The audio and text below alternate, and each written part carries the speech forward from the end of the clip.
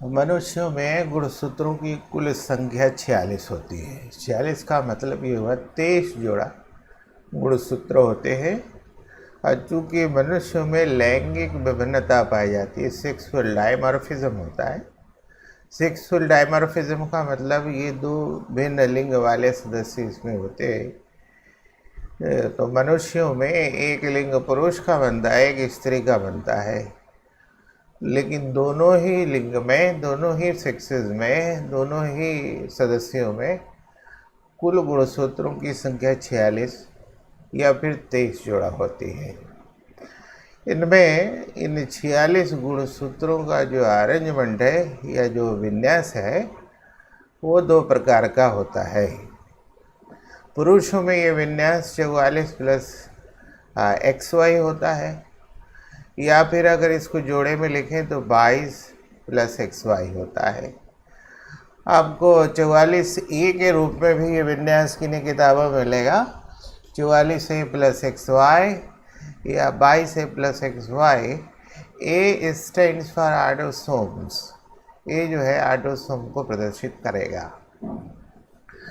स्त्रियों में गुणसूत्रों का जो विन्यास मिलता है, जो सजावट है, वो 44 प्लस XX है या फिर 22 प्लस XX है।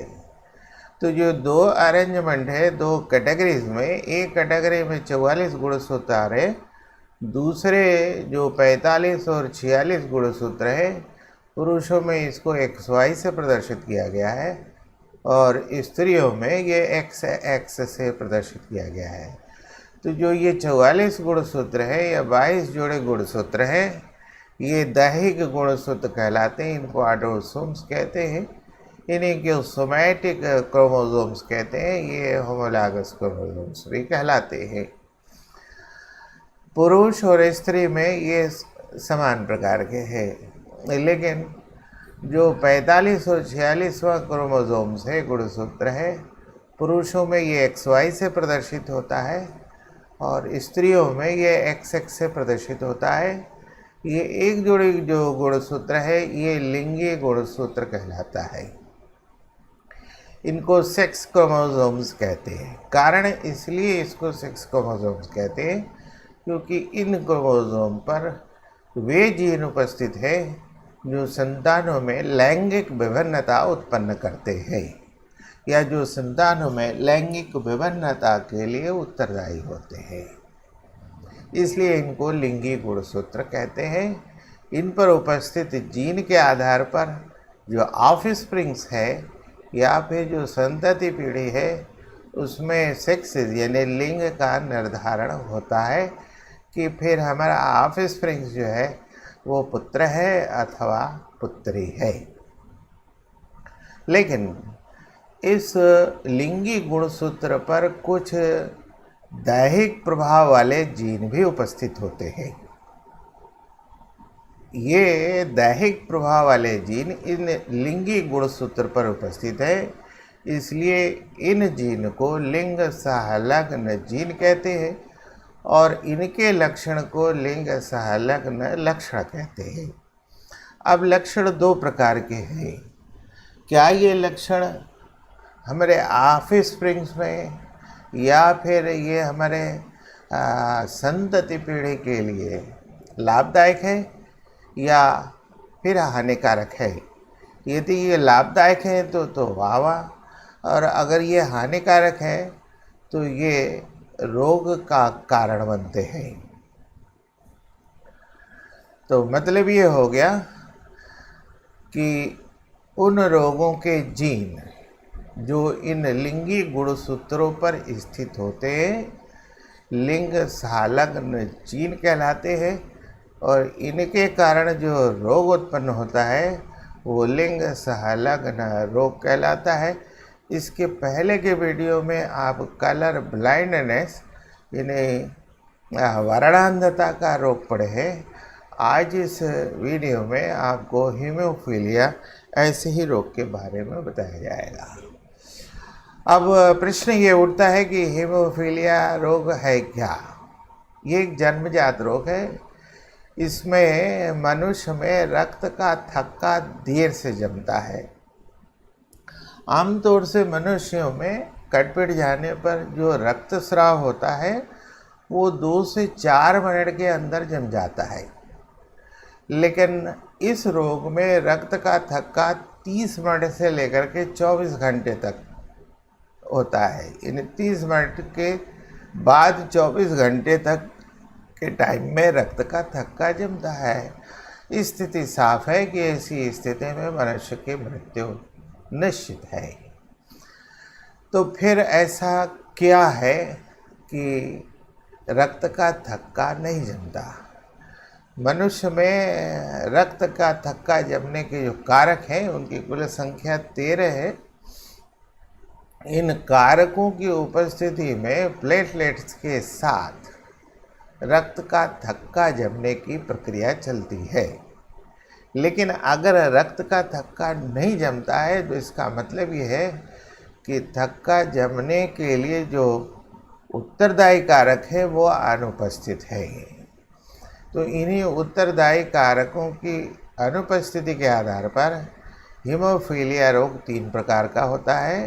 एक हीमोफीलिया ए, एक हीमोफीलिया बी और एक हीमोफीलिया सी। हीमोफीलिया ए जो है ये बहुत कॉमन है, ये सामान्य हीमोफीलिया है। लगभग मोटे मोटे तौर पर आप ये समझें कि 10 हीमोफिलिक रोगियों में से 8 हीमोफिलिक रोगी इसी फैक्टर की अनुपस्थिति के कारण होते हैं। दूसरा हीमोफीलिया जो है वो हीमोफीलिया बी है। ये 9th फैक्टर की अनुपस्थिति के कारण होता है। ये उतना कॉमन नहीं है। अमेरिका में लगभग 10,000 हीमोफिलिक रोगियों में से एक रोगी जो है इस हीमोफिलिक बी प्रकार का होता है। और हीमोफीलिया सी जो है फैक्टर 11 की अनुपस्थिति के कारण होता है। ये बहुत रेयर है।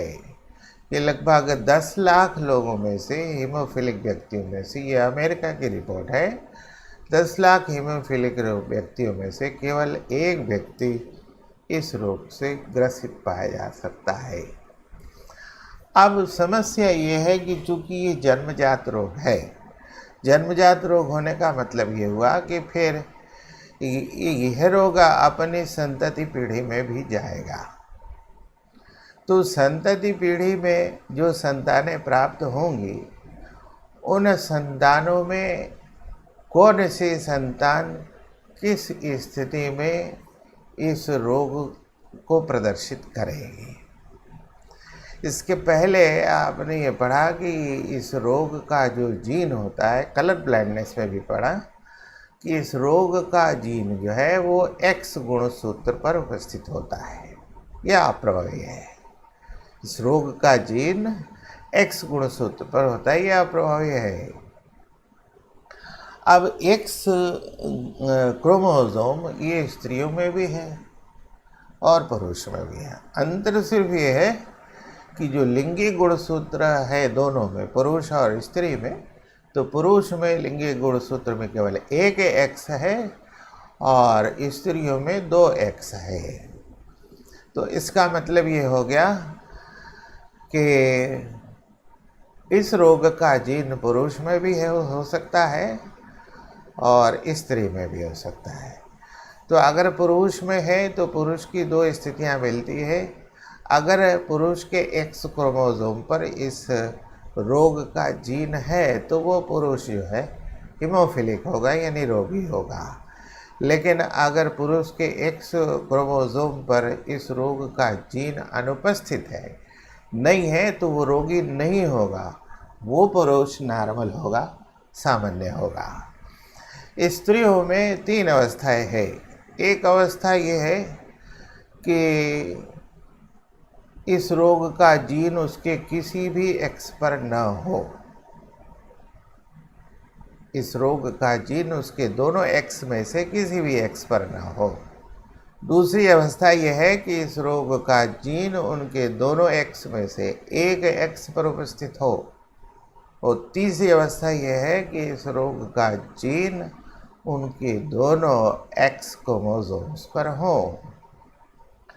तो जब इस रोग का जीन दोनों एक्स क्रोमोसोम में से किसी भी नहीं पर होगा, किसी भी एक्स पर नहीं होगा, तो वो स्त्री जो है नॉर्मल होगी, सामान्य होगी। लेकिन अगर ये जीन दोनों एक्स में से एक एक्स पर है तो ये रोग प्रदर्शित नहीं होगा, उस महिला में ये रोग प्रदर्शित नहीं होगा, लेकिन वह इस जीन का वहन करने वाली हो जाएगी। इसीलिए ऐसी महिला या स्त्री को वाहक या कैरियर कहेंगे इस रोग के लिए।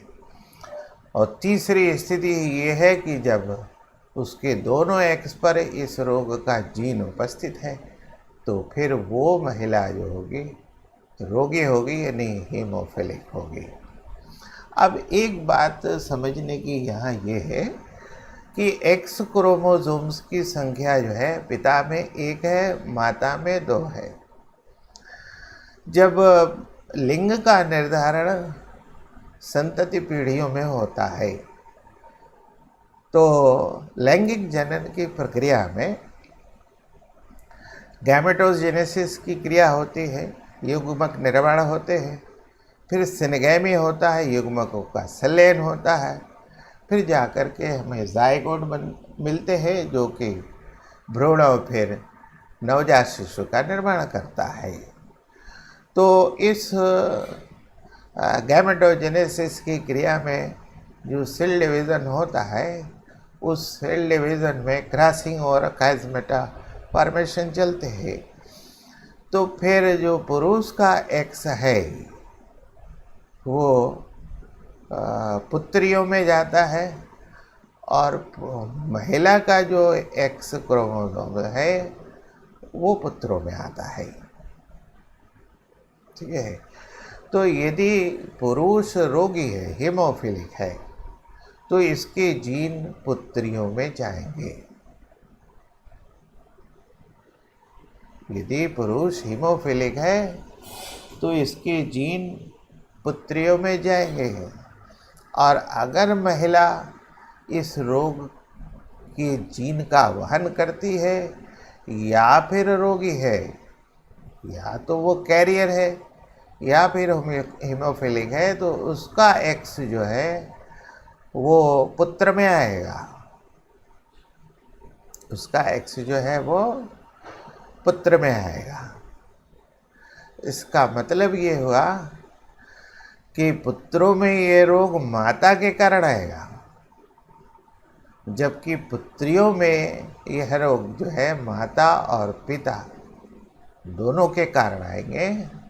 क्योंकि पुत्रियों में 2 एक्स मिलेगा, एक एक्स तो उनकी माँ का होगा और एक एक्स जो है पिता का होगा। इसी कारण पुत्रियों में यह रोग माता और पिता दोनों से आएगा, जबकि पुत्र में जो एक्स है वो सिर्फ माता से आएगा। इसलिए पुत्रों में अगर ये रोग आता है तो माता के कारण आता है। तो इस प्रकार से इस रोग का जो वंशागति है, इनहेरिटेंस है, वो क्रिस क्रॉस वंशागति कहलाती है। वो क्रिस क्रॉस वंशागति कहलाती है। हम इनको कुछ क्वेश्चन से और समझने का प्रयास करेंगे। हमारा इस क्रम में जो पहला प्रश्न हमने लिया है, यहाँ आप प्रश्नों को देखिए। प्रश्न पहला है, एक हीमोफिलिक पुरुष का विवाह, यानी फिर आप हीमोफिलिक पुरुष का प्रदर्शन लिखेंगे। एक सामान्य स्त्री से होता है तो सामान्य स्त्री की क्रोमोसोमल विन्यास क्या है वो लिखेंगे। फिर पुत्रों में इस रोग की वंशागति समझाइए। फिर दोनों की गैमेटोजेनेसिस की क्रिया करेंगे। फिर सिनगैमी होगा। फिर हमको ये पता चलेगा कि जो हमारे संतति पीढ़ी मिल रही है उसमें पुत्रों में इस रोग की वंशागति क्या है। तो हम हीमोफिलिक पुरुष ले रहे हैं। हीमोफिलिक पुरुष ये XHY है।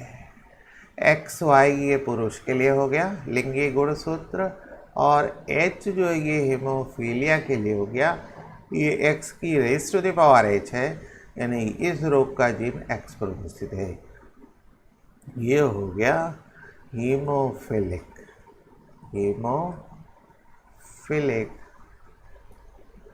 पुरुष। इसका विवाह हुआ एक सामान्य स्त्री से। ये हो गया XX स्त्री। ये सामान्य है, इस पर इसका जीन उपस्थित इस रोग का नहीं है, इसलिए ये सामान्य महिला हो, सामान्य स्त्री।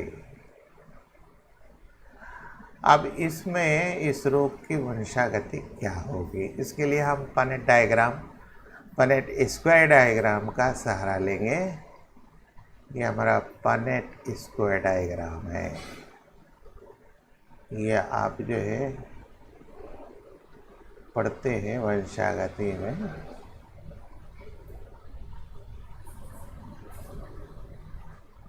ये गैमेटोजेनेसिस की क्रिया होगी। ये मेल गैमेट्स प्रदर्शित होंगे इस तरह से, और ये फीमेल गैमेट इस रूट पर प्रदर्शित होगा। ये मेल गैमेट्स का रूट है, ये XH, ये गैमेटिक सेल हुआ, ये Y, ये स्त्री का यहाँ लिखा जाएगा तो X और X। जब इन दो के बीच सिनगैमी होगी तो XH X और ये XY हुआ। इनके बीच सिनगैमी हुई तो XH X हुआ और ये XY हुआ। ठीक है, XY ये दो पुत्र प्राप्त हुए। ये इन दोनों पुत्रों के X पर इस रोग का जीन उपस्थित नहीं है, इसलिए ये दोनों पुत्र जो होंगे वो सामान्य पुत्र। ये भी सामान्य सन हुआ पुत्र। ये दोनों पुत्रियां हैं, लेकिन दोनों पुत्रियों में केवल एक X पर इस रोग का जीन है, इसलिए ये वाहक होंगे, कैरियर डॉटर्स होंगे, वाहक पुत्री। ये भी हो गया आपका वाहक पुत्री। तो हमारी जो पुत्रियां प्राप्त हुई उसमें 100% जो पुत्रियां हैं वो कैरियर है, और जो पुत्र प्राप्त हुए वो 100% सामान्य हो गए। तो हमारा जो प्रश्न आ रहा है उसमें पुत्रों में इस रोग की वंशागति के बारे में है, यानी सभी पुत्र जो होंगे सामान्य होंगे, सभी पुत्र जो होंगे सामान्य होंगे। दूसरा प्रश्न, एक सामान्य स्त्री में, ये सामान्य स्त्री में हीमोफीलिया का जीन है। हीमोफीलिया का ये सामान्य है। स्त्री में हीमोफीलिया का जीन है, तो जब इसमें हीमोफीलिया का जीन है तो ये वाहक हो गया।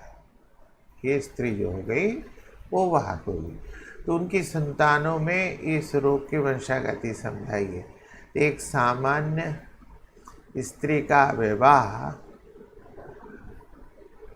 एक सामान्य स्त्री में हीमोफीलिया का जीन है, उसकी संतान में इस रोग का, तो हमारे पास जो स्त्री है वो हो गई XX, ये कैरियर है, तो फिर इसके एक X पर इसका जीन उपस्थित होगा।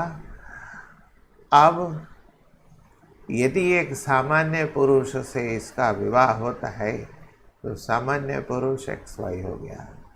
दूसरी स्थिति बनती है, ये कैरियर फीमेल है और इसका विवाह हुआ हीमोफिलिक पुरुष से। ये दो स्थितियां बनती है, ये कैरियर हो गए, ये हीमोफिलिक हो गए।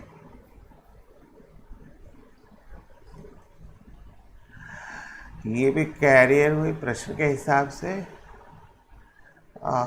ये हीमोफिलिक,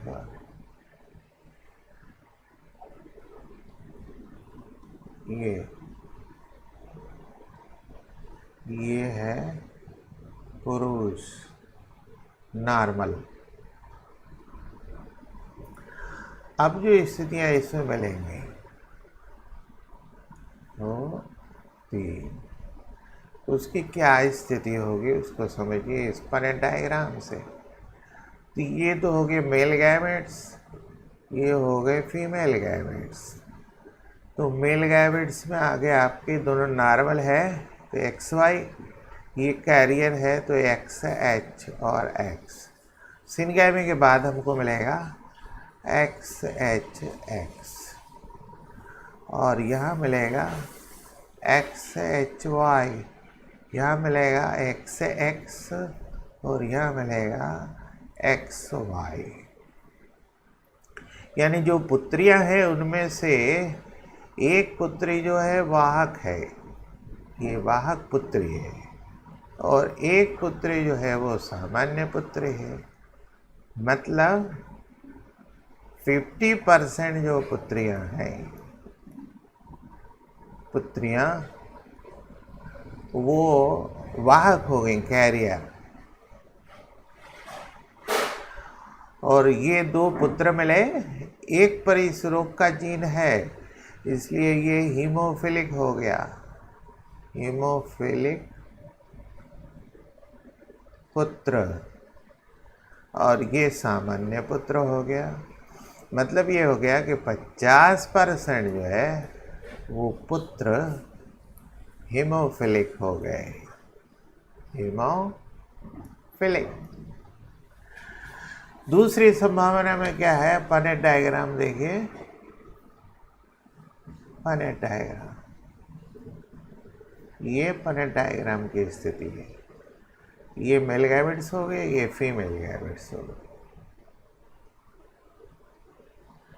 मेल गैमेट में आ गया आपका XH और Y, फीमेल गैमेट्स में आ गया आपका XH और X। सिनगैमी में XH और XH, यहाँ सिनगैमी में XH और Y, यहाँ सिनगैमी में XH और X, ये सिनगैमी में XY। तो जो हमारी 2 पुत्रियां प्राप्त हैं उसमें से एक रोगी हो गई और एक वाहक हो गई पुत्री। जो 2 पुत्र प्राप्त हुए उसमें से एक रोगी हो गया और एक सामान्य पुत्र हो गया। इसका मतलब ये हो गया कि 50% पुत्रियां जो है, 50% पुत्रियां हीमोफिलिक, और फिर 50% जो है पुत्रियां वो कैरियर हो गई। 50% पुत्र जो हो गए वो हीमोफिलिक हो गए,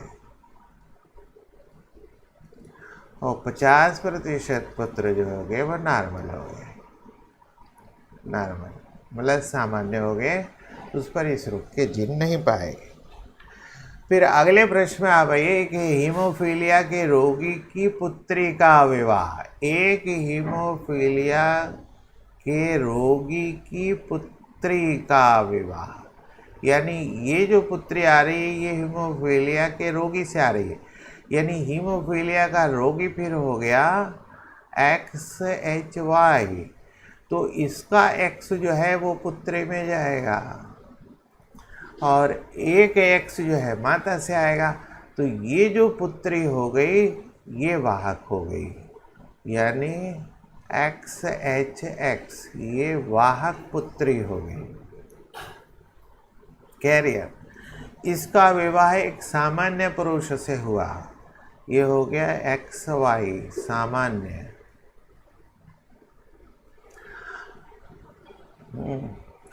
अब इनकी संतानों में फिर पनेट डायग्राम लीजिए। पनेट डायग्राम, ये है पनेट डायग्राम। ये मेल गैमेट्स हो गए, इस रूट पर हम फीमेल गैमेट्स ले रहे हैं। मेल गैमेट हो गया हमारा ये दो x और y, ये सामान्य है, और फीमेल गैमेट हो गया XH और X। अब सिनगैमी होगा X से H का X से, तो XH और X, और फिर इसका सिनगैमी होगा, तो ये हो गया XHY। ये सिनगैमी XX और फिर इसका XY। तो हमारी जो ये दो पुत्रियां हैं, इसमें से ये वाहक पुत्री हुई, ये वाहक पुत्री हो गई, और ये सामान्य पुत्री हो गई। ये पुत्र है, इसके एक्स पर इस रोग का जीन उपस्थित है, इसलिए ये हीमोफिलिक पुत्र हो गया, यानी रोगी पुत्र, और इस पर ये जीन उपस्थित नहीं है, इसलिए ये सामान्य पुत्र हुआ। मतलब क्या हो गया कि जो पुत्रियां हैं उनमें से 50% जो है वाहक है, वो 50% जो है वो सामान्य है, और जो पुत्र है उसमें से 50% जो है रोगी है और 50% सामान्य है। ये स्थिति बनती है। अगला प्रश्न हमारा ये है, एक बालक का पिता हीमोफीलिया का रोगी है। बालक का पिता हीमोफीलिया, तो पिता जो है वो हीमोफिलिक हो गया, मतलब क्या हो गया, वो ये आ गया XHY। उसकी माँ में हीमोफीलिया का जीन है, मतलब ये इस प्रश्न में ये कहा गया कि उसकी माँ में हीमोफीलिया का जीन है, ये नहीं कहा गया कि उसकी माँ हीमोफिलिक है। तो अगर ये लिखा जाता उसकी माँ हीमोफिलिक है, तो फिर उसका प्रदर्शन इस तरह से होता कि दोनों एक्स पर उसकी जीन उपस्थित है। इसमें ये कहा गया उसकी माँ में हीमोफीलिया, तो इसका मतलब ये हो गया कि उसकी माँ कैरियर होगी। तो फिर कैरियर का मतलब केवल एक एक्स पर इसका जीन उपस्थित होगा।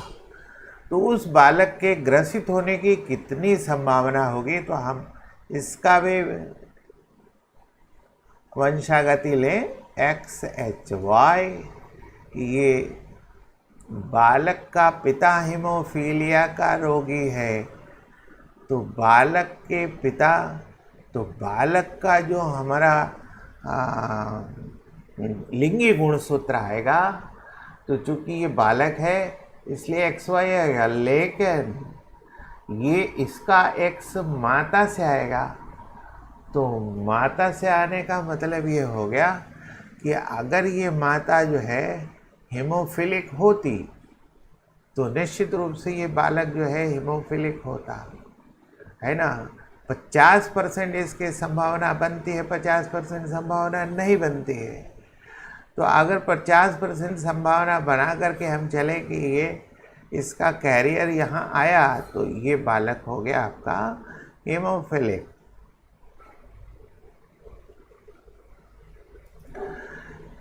उसकी माँ में हीमोफीलिया का जीन है, तो और पिता हीमोफीलिया है, पिता हीमोफीलिया है, तो पिता का जो एक्स जाएगा वो माता में जाएगा, और माता का जो एक्स आएगा वो पिता में आएगा।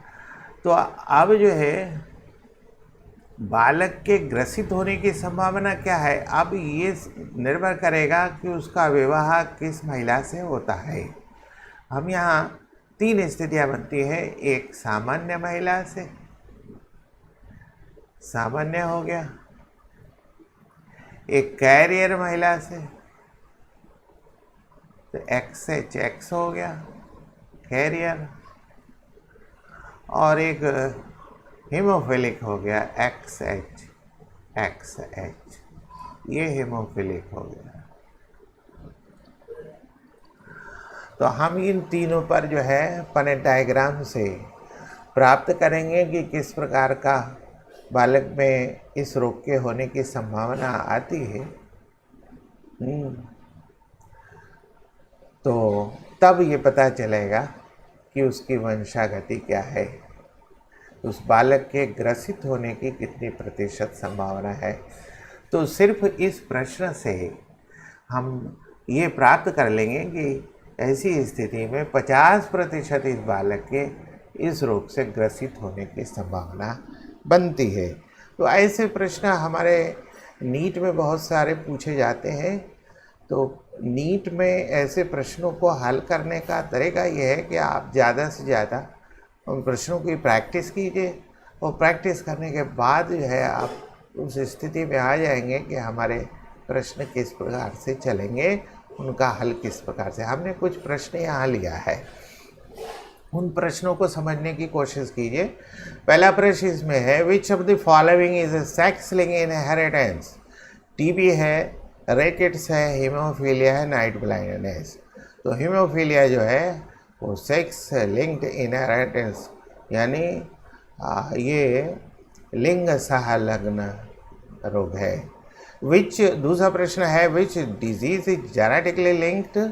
तो जेनेटिकली लिंक्ड में आपका बी हीमोफीलिया, ये ऑप्शन से मिलेगा। तो फिर haemophilia was first studied by, ये डी जॉन कड़ाउट। फिर उसके बाद अगले प्रश्न में है हीमोफीलिया एज, तो ये आप पढ़ चुके हैं, एक्स लिंक्ड है। Gene for haemophilia disease is located, तो जीन हीमोफीलिया रोग का जीन जो है वो एक्स क्रोमोसोम्स पर स्थित होता है, और ये लिंग सहलग्न रोग है इसलिए सेक्स क्रोमोसोम्स कहलाएगा। फिर उसके बाद जो है अगला प्रश्न में आइए, which of the following disease is related to haemophilia. ये 4 डिजीज यहाँ दिए गए। हीमोफीलिया जो है ये लिंग सहलग्न रोग है, इस तरह से कलर ब्लाइंडनेस केवल एक ऐसा ऑप्शन बनता है जो हीमोफीलिया के संपर्क बनता है। Haemophilia is a condition where there is, haemophilia एक अवस्था है जिसमें होता है a flaw in the clotting mechanism of blood, no production of haemoglobin in blood, no production of melanin in the skin, a delay means देरी, a delay in the clotting of blood, blood clotting में देरी होती है। इस तरह से D option इसका सही होगा। ए मैन हैज अ वोन, normally A bleeding वोन्स develops A clot and flow of blood is stops. एक नॉर्मल, एक मैन में, एक मनुष्य में वो व्यक्ति घायल होता है, रक्तस्राव होता है, और रक्तस्राव के बाद उसका ब्लड क्लॉट करता है जिसकी वजह से रक्तस्राव बंद होता है। If this does not happen to the man, लेकिन ब्लड क्लॉटिंग नहीं होती, तब क्या होगा, then he probably suffers from, तो वो किससे पीड़ित होगा, हीमोफीलिया रोग से।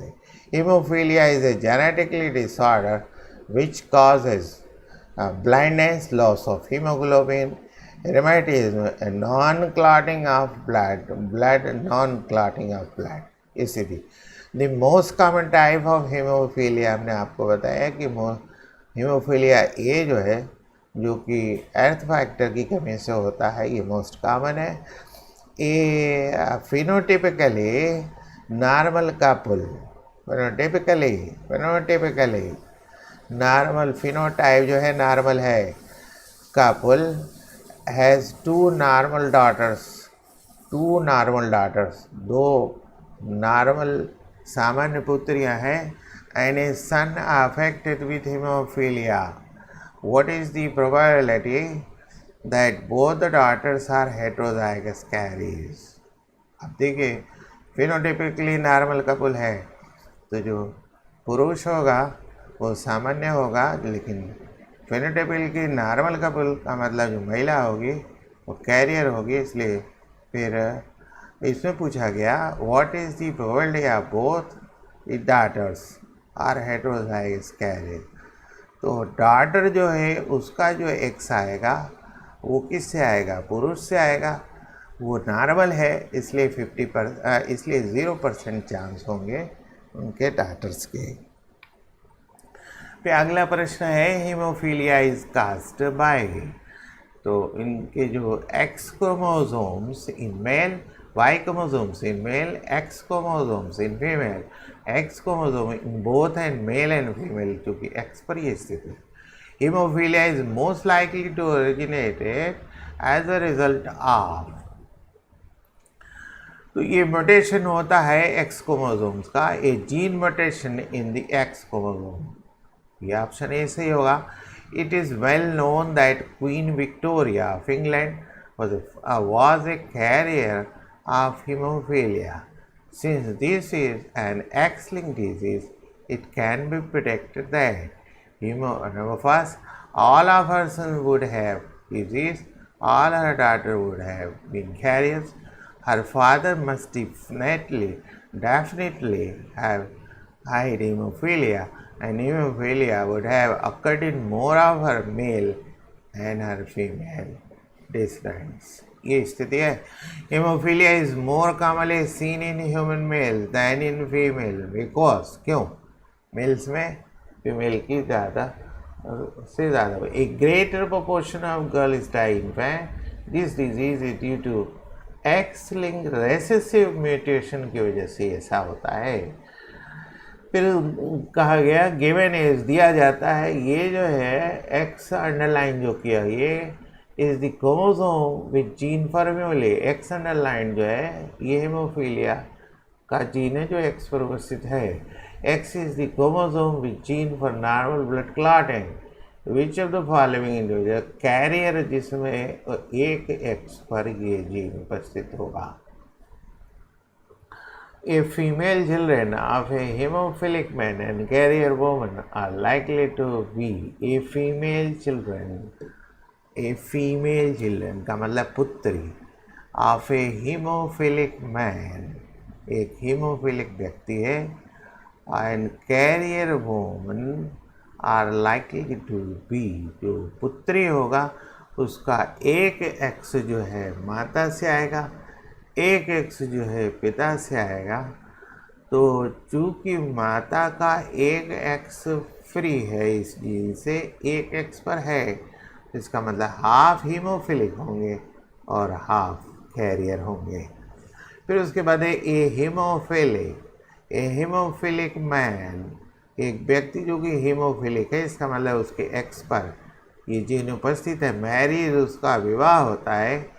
ये नॉर्मल होमोजाइगस वोमन जो है वो नॉर्मल है. What is the probability that their son will be haemophilic.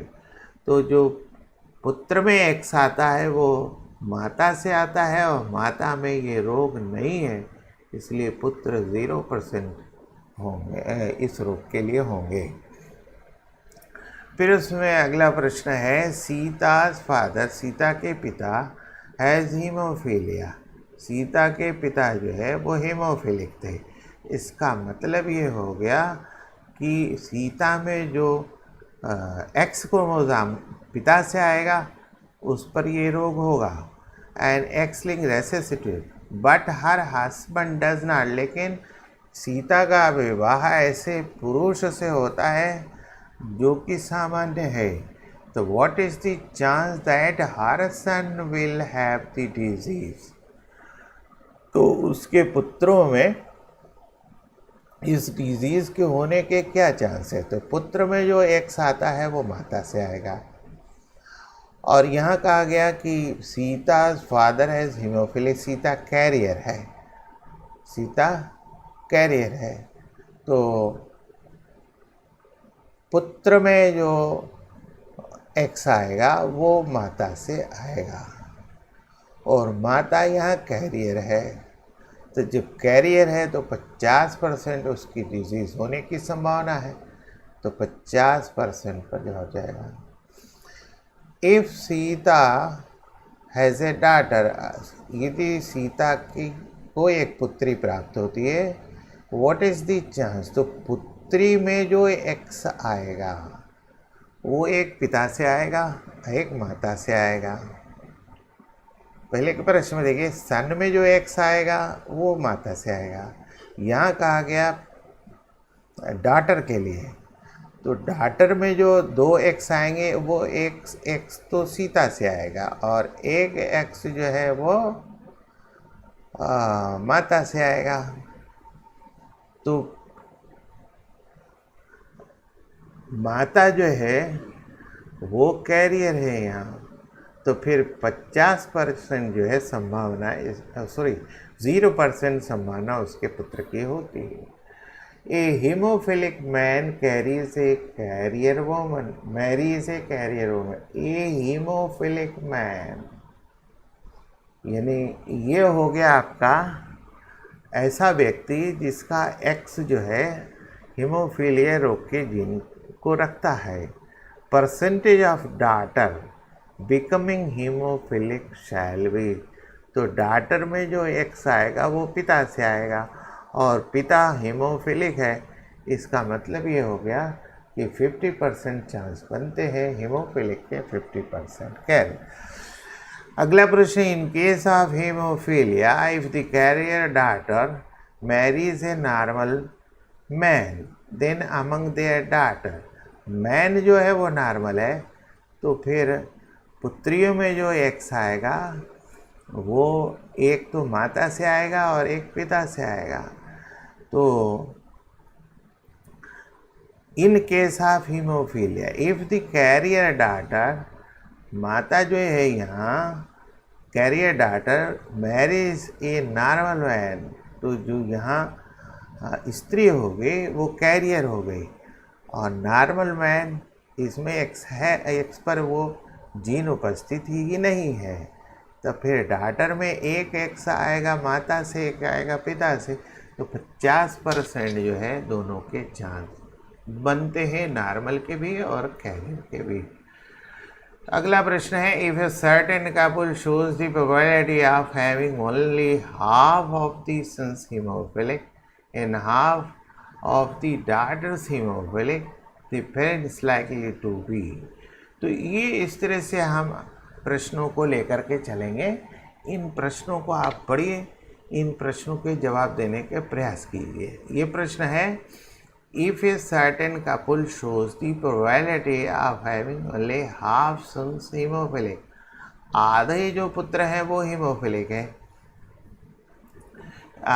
And only half of the daughter haemophilic, आधी डॉटर भी हीमोफिलिक है। तो आधी डॉटर हीमोफिलिक का मतलब क्या हो गया कि इनके दोनों एक्स जो है वो इस जीन का वहन कर रहे हैं, तो एक एक्स तो माता से आएगा, एक एक्स पिता से आएगा। तो अगर माता से आ रहा है तो वो कैरी करेगा इस जीन को, पिता से आ रहा है तो वो हीमोफिलिक होगा। तो the parents likely to be normal mother, कोई संभावना नहीं, हीमोफिलिक मदर है, नॉर्मल कोई संभावना नहीं, haemophilia carrier mother and normal, ये भी कोई संभावना नहीं, तो कुल मिला के डी की संभावना बनती है। Of a normal couple half of the sons are haemophilic while half of the daughters are carrier, the gene is located on X chromosome of father. One X chromosome of mother, both X chromosome of mother, तो ये X chromosome of father. A man is hemophilic indicates that, ये ऐसे प्रश्न पीछे आ चुके हैं, वैसे प्रयास कीजिए इनके जवाब देने के।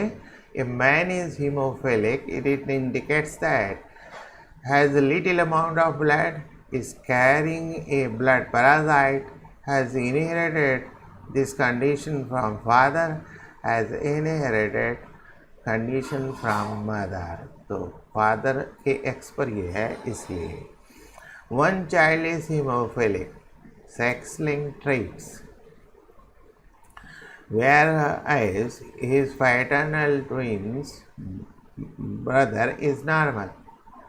Which one of the following information is most appropriate? The hemophilic child is male, the child is homozygous, the mother must have heterozygous, the other child's female and father is homophilic, that is C. The probability of male child of hemophilic father and normal mother becomes the probability of male child of a hemophilic father and normal mother। तो ये जो male child है इसमें जो x आएगा वो माता से आएगा, क्योंकि माता नॉर्मल है इसलिए 0% स्थिति मिलेगी। A woman with 2 genes for hemophilia and a color blindness, तो 50% hemophilic and 50% जो color blind along with hemophilia. D. A male human heterozygous for autosomal gene A and B and is also homozygous for hemophilic gene H. What proportion of his sperms will be ABH? आप cross करा के देखिए 1/8 इसका answer मिलेगा। A haemophilic woman marries a normal man, man normal है और woman जो है हीमोफिलिक है। All children will be normal, संभावना नहीं है। Half girls will be haemophilic, all the sons will be haemophilic, all the girls will be haemophilic. अब ये देखिए जो मैन है वो नॉर्मल है, तो नॉर्मल का मतलब ये हो गया कि जो वोमन है वो हीमोफिलिक है, वोमन है वो हीमोफिलिक है। तो इस जो चिल्ड्रन की स्थिति मिलेगी उसमें ये कहा गया all children will be normal, ये संभावना है ही नहीं। Half girls will be haemophilic, all the sons will be haemophilic. एक चीज़ देखिए, ये स्थिति नॉर्मल मैन है तो जो सन होगा उसका एक्स मिलेगा वोमन से, और वोमन हीमोफिलिक है, दोनों एक्स पर एच है, इसलिए ये ऑप्शन आपका सही मिलेगा। किस्मस डिजीज ये है आपका हीमोफीलिया बी है, किस्मस डिजीज। तो नेक्स्ट क्वेश्चन में आइए। द किस्मस ये तो मिला अभी, ये फैक्टर 9 की कमी की वजह से होता है haemophilia B. One of the following is not true for haemophilia, इसमें वाइलिंग डिसऑर्डर ये ऑप्शन गलत है। Haemophilia is rare in women because they have only one X chromosome, it is recessive autosomal disease, they are more recessive, women are to be homozygous, ये D option आपका सही है। Mr. Kapoor has BB autosomal gene pair and D allele sex link. What shall be the proportion of BD? अब cross से निकालिए, ये 1/4 इसका answer मिलेगा। Given below is a highly specified person, a representation of human sex chromosomes form a karyotype, the gene A and B. What B could be color blindness, body weight, ये x linked है इसलिए आपको समझ के जवाब में जाना पड़ेगा। ये हीमोफिलिक भी होगा, रेड ग्रीन कलर ब्लाइंडनेस पर डी ऑप्शन सही होगा। डेंशल्स मस्कुलर ये आपका मिलेगा, ये आपका मिलेगा 2x chromosome y chromosome, a defective gene in x chromosomes. फिर उसके बाद है which of the following is characterised by autosomal, ये मिलेगा आपका fragile X syndrome and muscular dystrophy, colour blind है फ्रेजाइल। फिर उसके बाद sex influence characters are due to, sex influence character है ये ऑटोसोमल है, और बॉल्डनेस भी ये ऑटोसोमल है, इसलिए ये sex in baldness sex linked हो जाएगा। फिर सेक्स डिटरमाइंड सेक्स क्लोरो, नन ऑफ दिस इसके आंसर मिलेंगे। फिर an example of sex influence inheritance is मिलेगा आपको बॉल्डनेस। फिर उसके बाद a factor that baldness is more common in men than in women could be explained on the basis of ये है gene for baldness are located on X, gene for baldness are located in Y chromosomes only, baldness is dominant in male and recessive in female. Genes are not involved due to male hormonal. C. Pattern baldness must appear in human. Males are sex limited traits हैं ये. Baldness is 1:3 मिलेगा. और फिर traits that are core in autosomal is sex limited ये होगा. और ये है सेक्स लिमिटेड, ये ऑटोसोम पर मिलेंगे. तो इसमें लास्ट के कुछ जो क्वेश्चन है वो आपके एनसीईआरटी में नहीं है, फिर भी हमने इसको सॉल्व कर दिया है. इस तरह से आप प्रैक्टिस करेंगे तो निश्चित रूप से नीट में आपकी सफलता तय हो जाएगी. इस आशीर्वाद के साथ, इस होप और आशा के साथ आज का ये वीडियो कंप्लीट होता है.